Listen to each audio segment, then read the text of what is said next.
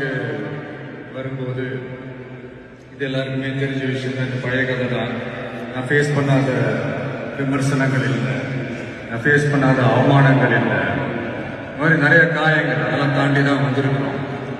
அந்த மாதிரி நேரத்துலலாம் டே ஒன்லேருந்து என் கூடவே நின்னது என்னோட ரசிகர்கள்.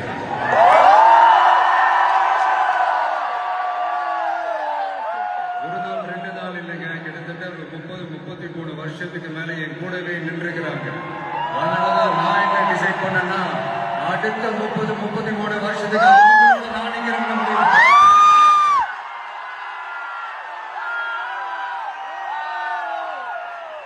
எனக்கு ஒண்ணுனா அவங்க தியேட்டர்ல நிக்கிறாங்க, நாளைக்கு அவங்களுக்கு ஒண்ணுனா அவங்க வீட்டுல போய் நிக்கிறாங்க.